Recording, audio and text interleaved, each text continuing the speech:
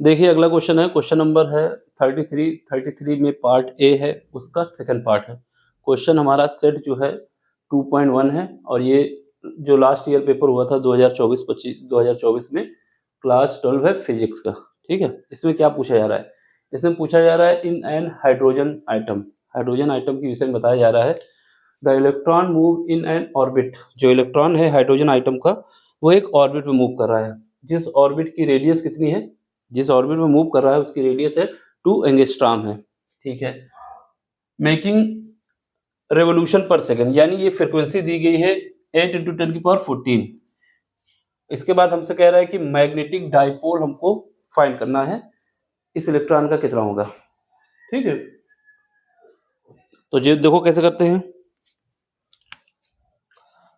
Solution देख लो इसका।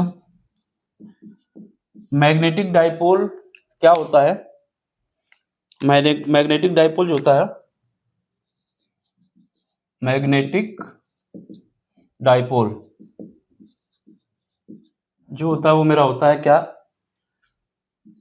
कितना करंट उसमें हो रहा है, जिस ऑर्बिट में घूम कर रहा है, चक्कर लगा रहा है, और उसका एरिया क्या है, कितनी करंट फ्लो हो रही है और उस ऑर्बिट का एरिया कितना है।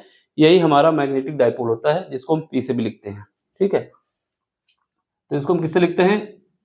पी से लिखते हैं। तो ये हमें याद होना चाहिए फार्मूला। तो मैग्नेटिक डाइपोल क्या है, कितनी करंट है और क्या एरिया है। क्योंकि इसने बोला है कि जो हमारे पास पार्टिकल है, जो इलेक्ट्रॉन है, वो मूव कर रहा है, और मूव कर रहा है जो सर्किल में, जो ऑर्बिट में मूव कर रहा है, उसकी रेडियस जो है वो हमारे पास दी गई है। रेडियस कितनी दी गई है? रेडियस बताई गई है हमको, रेडियस है 2 एंगस्ट्रॉम है। ये इलेक्ट्रॉन पार्टिकल ऐसे मूव कर रहा है, इसमें मूव कर रहा है इलेक्ट्रॉन पार्टिकल, ऐसे मूव कर रहा है पूरे चक्कर में। कुछ ऐसी कहानी है। ठीक, कभी यहाँ पर होगा, कभी यहाँ पर होगा, इसकी पोजीशन भी चेंज होती रहेगी। अब क्या है, इसने एरिया दे दिया है, एरिया कितना है, लेकिन ये नहीं बताया कि उसका करंट कितना है। जब तक करंट हमको नहीं पता होगा, जब तक हम नहीं बता पाएंगे। इसने बोला क्या है, इलेक्ट्रॉन। तो इलेक्ट्रॉन का जो चार्ज होता है, इलेक्ट्रॉन का चार्ज कितना होता है, ई। इलेक्ट्रॉन चार्ज होता है, चार्ज ऑफ इलेक्ट्रॉन कह देंगे, electron charge, charge of electron ऐसे लिखो, चार्ज ऑफ इलेक्ट्रॉन। चार्ज को हम लोग क्यू से लिखते हैं, लेकिन इलेक्ट्रॉन के केस में इसको ई कहा जाता है। तो जो क्यू है वो हमारा ई के बराबर है, और इसकी वैल्यू होती है 1.6 × 10⁻−19। ठीक है, 19 कूलाम होती है। ये पेपर हमको दिया होता है चार्ज, इतना चार्ज है। अब देखो इसके बाद भी हमारे पास अभी क्या बचा है, करंट हमको निकालनी है। और करंट का क्या होता है, एक फार्मूला होता है, हमें याद होना चाहिए। वी नो डैट कहीं पर भी चार्ज अगर हमारे पास दिया हुआ है, कहीं पर भी हमें चार्ज दिया हुआ है, तो चार्ज जो होता है हमारा Q, वो इक्वल होता है कितना हमारे पास टाइम लगा है। ठीक है, रेवोल्यूशन में कितना टाइम लगा है, और उसके बाद इसमें कितनी करंट फ्लो हो रही है। तो चार्ज क्या हो गया, Q divide into T I. T हमारा टाइम है जो रेवोल्यूशन में लग रहा है।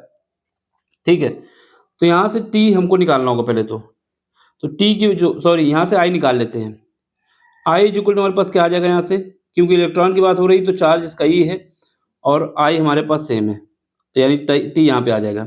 आई की वैल्यू हमने निकाली इस टी से डिवाइड करके, तो हमारे पास क्या हो जाएगा, जो इलेक्ट्रिक डाइपोल है, इलेक्ट्रिक डाइपोल क्या हो जाएगा,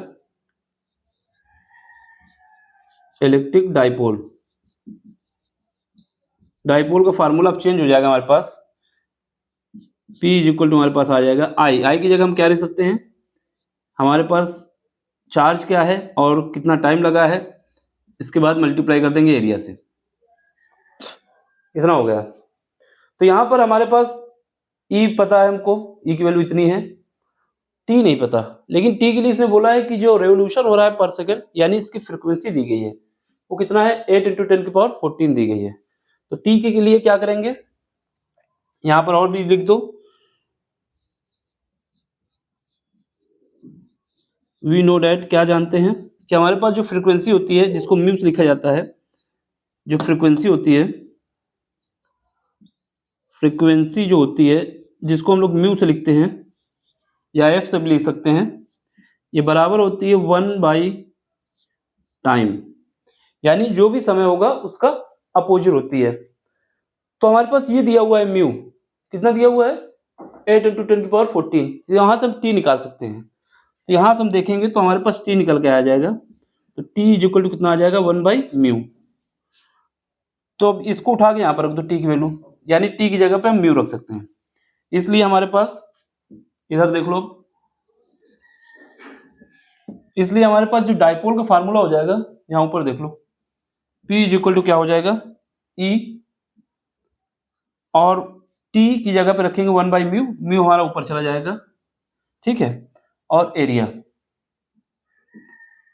डिवाइड बाई 1 कर देंगे, अगर डिवाइड करना है तो, या फिर हटा ही देते हैं इसको। क्या हुआ है 1/t की वैल्यू रखोगे यहाँ पर 1/t की जगह 1/μ रखोगे, t की जगह 1/μ रखोगे, म्यू ऊपर चला जाएगा। तो हमारे पास ये फार्मूला में याद हो जाएगा। तो सीधे हमें याद रखना है इलेक्ट्रॉन का चार्ज, उसकी फ्रिक्वेंसी और एरिया, यही हमारा इलेक्ट्रिक डाइपोल है। इस फार्मूले को याद करने के लिए हमने इतना आपको बताया। अगर हो सकता है कभी क्वेश्चन में फंस जाएं तो कैसे कहानी निकली ये सब हमने आपको यहाँ बता दिया कि ऐसे निकला है, ठीक है। इस क्वेश्चन में बस यही फार्मूला हमें यूज करना था, लेकिन अगर ये स्टेप दिखा दोगे तो इससे पूरे नंबर आपको मिलने की पॉसिबिलिटी हो जाएगी। तो यहाँ पर dipole P is equal to, अब यहाँ पे देखो इलेक्ट्रॉन का चार्ज 1.6 × 10⁻19 हमने आपको बताया था अभी। इसके बाद म्यू कितना है 8 × 10⁻14 है, और इसके बाद एरिया दिया हुआ है आपको। एरिया कितना दिया हुआ है इसके लिए, क्योंकि ये ऑर्बिट में घूम रहा है, सर्किल है, तो एरिया जो इसका हो जाएगा, इसका एरिया पाई, तो यहाँ थोड़ा इसको इस तरफ लिख दें क्योंकि वहाँ पे आ नहीं पाएगा, थोड़ा सा नीचे से लिख देते हैं। यहाँ पर P इज इक्वल टू, यहाँ रिंग लाइट तो नहीं आ रही है, P is equal two electron का चार्ज 1.6 × 10⁻19 है, और हमारे पास क्या है म्यू कितना है 8 × 10⁻14 है, और इसके बाद क्या है एरिया बताएंगे सर्किल, क्योंकि सर्किल है, तो यहाँ पर क्या होगा पाई, और आर की वैल्यू क्या है, जो एरिया होगा हमारे पास इंटू पाई, और आर की वैल्यू हमारे पास हो जाएगी, ये हमारे पास 2 एंगस्ट्रॉम है, तो यहाँ पर आर की लिख सकते हो, आर इज इक्वल टू क्या होगा रेडियस हमारे पास कितना है 2 एंगस्ट्रॉम है। इसको हम क्या कह सकते हैं, इसको हम कह सकते हैं, इसको ऊपर लिख देते हैं इसके, नहीं तो ये सीक्वेंस खराब हो जाएगा। आर इज इक्वल टू कितना है 2 एंगस्ट्रॉम है, और इसको एंगस्ट्रॉम में चेंज करेंगे 2 × 10⁻10 आ जाएगा, ये एंगस्ट्रॉम में मीटर में आ जाएगी। एंगस्ट्रॉम को चेंज करने के लिए 10⁻10 से ही मल्टीप्लाई करना होता है, तो हमने यहाँ पे कर दिया। अब इसकी वैल्यू रख दो, कितना आ जाएगा 2 × 10⁻10 का होल स्क्वायर, ठीक, इतना हो गया। अब इसके बाद अब इसको सॉल्व करना है हमको, तो यहाँ P इज इक्वल टू 10⁻2 है, उधर दिखा दें थोड़ा सा,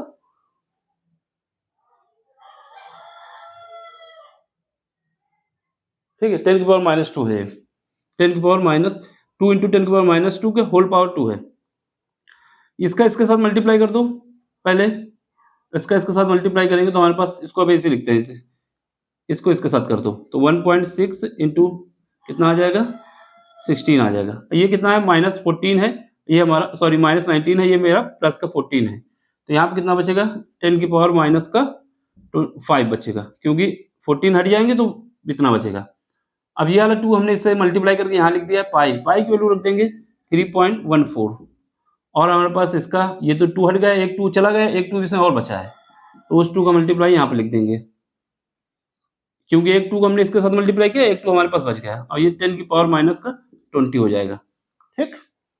अब देखो, अब P is equal to multiply करो, 2 इसका मल्टीप्लाई करो, 16 का अगर स्क्वायर किया जाए तो कितना आता है 1.56, इसके बाद इसका मल्टीप्लाई करो इसमें, तो ये हमारा आ जाएगा 8, 2 और 6 आ जाएगा।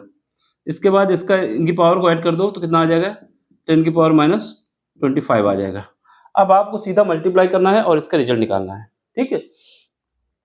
तो हम अगर इसको 25 के अप्रॉक्स मान लें, या साइड में कर लेते हैं मल्टीप्लाई, देखो यहाँ पर ऐसा करते हैं 6.2528 इंटू 2.56 से साइड में रफ मल्टीप्लाई करेंगे तो कितना आएगा 36 सॉरी अच्छा 48 आ जाएगा। इसके बाद 12 12 और 4 12 4 हो जाएगा 16। इसके बाद 36 36 और 1 37। इसके बाद क्या है 5 से करो 40 हो जाएगा। 10 4 14 हो जाएगा। 30 1 31 हो जाएगा। इसके बाद 2 से करो 2 से करेंगे कितना आ जाएगा 8 हो 16 हो जाएगा और 4 1 5 हो जाएगा। 6 1 दूनी 12 हो जाएगा।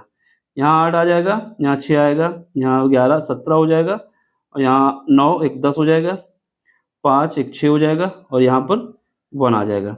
पॉइंट कितने के बाद है 1 2 4 4 के बाद पॉइंट है तो 4 के बाद लगा दो 1 2 3 4 तो 4 के बाद पॉइंट आ जाएगा मेरा। तो यहाँ पर जो आ गया डाइपोल कितना आया 1 कितना आया 16 इंटू 16.0768 इंटू 10 की पावर -25 आया।